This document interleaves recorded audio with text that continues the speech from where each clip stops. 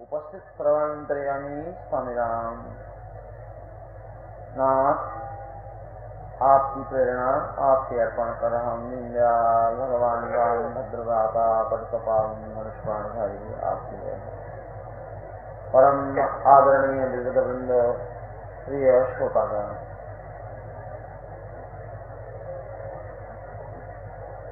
जीवन में स्वस्थता बहुत आवश्यक है। जीवन स्वस्थ रहे इसका अनेक उपाय किया जाता है। स्वस्थ व्यक्ति को भूख भी लगती है और प्यास भी लगती है, नींद भी आती है और जागरण भी होता है।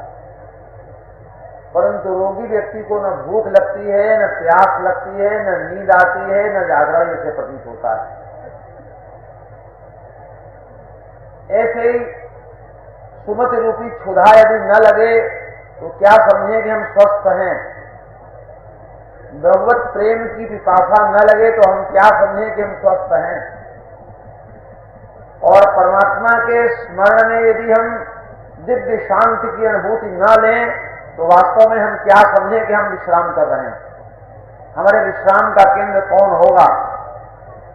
और यदि परमात्मा के सम्मुख जाने की बिहान हमारे सामने न हो तो हम क्या समझें कि हमारे प्रभात काल में उठे, प्रातः काल चले हम प्रभु पानी।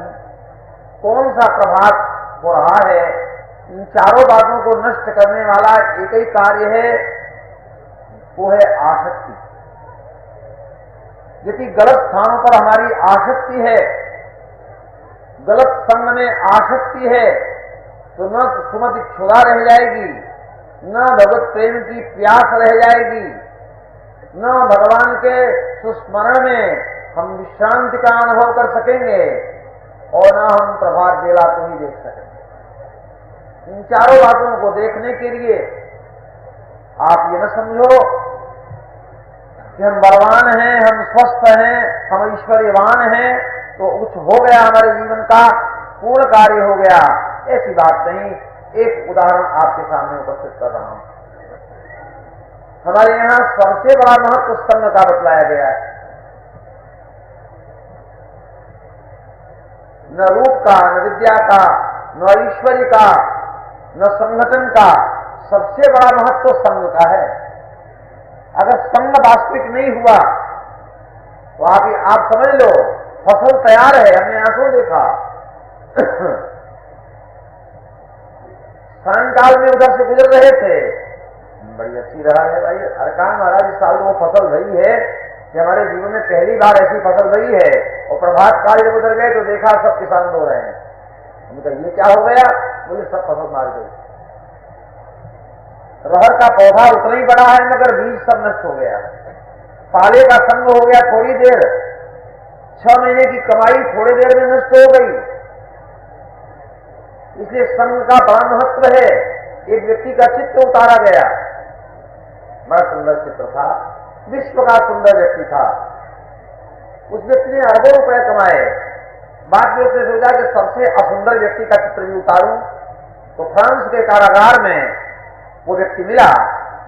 जब उसका चित्र उतारने लगा तो रोने लगा वो, क्योंकि उसके कैमरे के ऊपर वो पहला चित्र उसी का था। उसका रोते क्यों हो। उसका जो पहला चित्र जो आप लगाकर कुछ कमा सके वो मेरा ही चित्र था। उनका अरे कितने सुंदर हो गए। उनका ये कुसंग का फल है। अगर कुसंग का फल चारों वेद के ज्ञाता व्यक्ति को अजामिल बना सकता है तो सत्संग का फल रत्नाकर डाकू को आदित्य वाल्मीकि भी बना सकता है।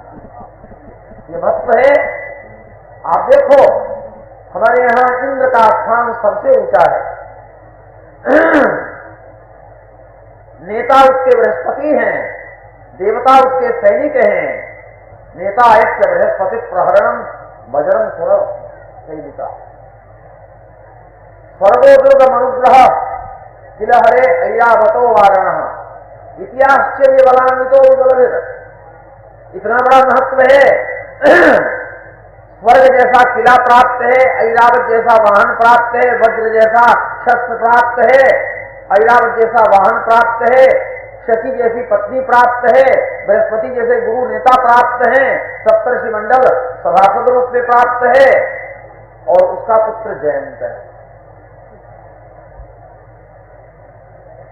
न भाई बारे कुसंग, कुसंग का अपना बड़ा महत्व है।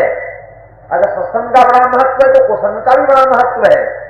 अगर अमृत का महत्व है कि वो अमर कर सकता है, तो जहर का भी महत्व है, वो मार सकता है।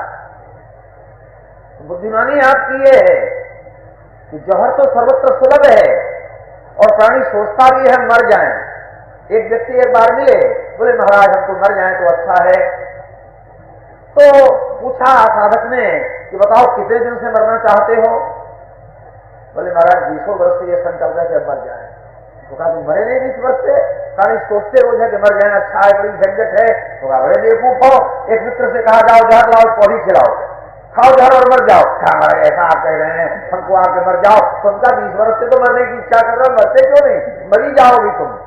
कहा महाराज तुम कहा नहीं आज से संकल्प करो कि हम जिएंगे, या तो मरी जाओ या जी जाओ। रोज कहते हो मरी जाए तो अच्छा है। संसार में जैसे आपके यहाँ कुछ शुभ कार्य होते हैं तो गौनहर बुलाई जाती है, भाई आज हमारे यहाँ ढोलक बज रही बड़ा आनंद। जैसे संसार में रौनहर लोग भी रहते हैं, खूब रोते हैं रुलाते हैं, हाँ खूब रो।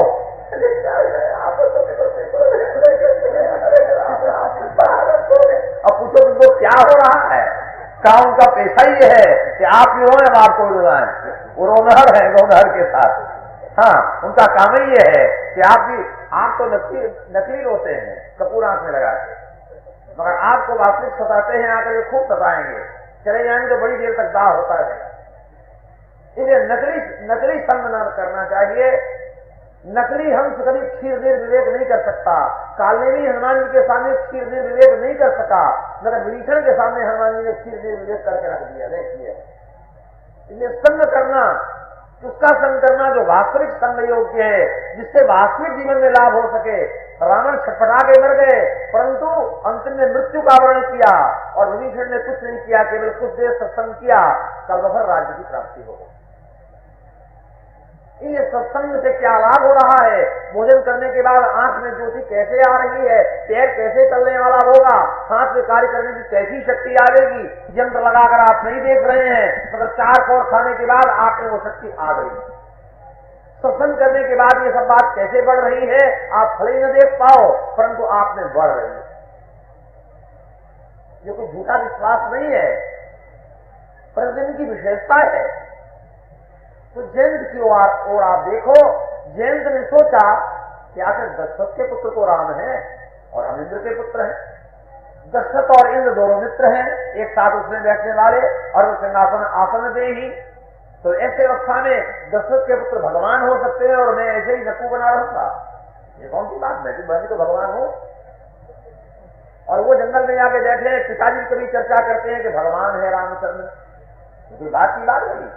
तो आज तो मैं पर्दाफाश कर लूंगा पिताजी का भी, भगवान भगवान किया करते हैं, वास्तव में यही भगवान है, पत्नी को लेकर सजा रहे हैं। अरे तो हम लोग स्वर्ग में करते हैं, देवांगनाओं के मध्य में बैठ के और विलासिता करते हैं, वही विलास रामचंद्र भी कर रहे हैं। बस भगवान राघवेंद्र चित्रकूट के दिव्य स्थल में गए, वो स्थल ऐसा है जहां जाने के बाद पापी भी सदबुद्धि वाला हो जाता है। सुदेव के कपट का भी यहाँ पर्दाभास हो जाता है। गोस्वामी जी कहते हैं आप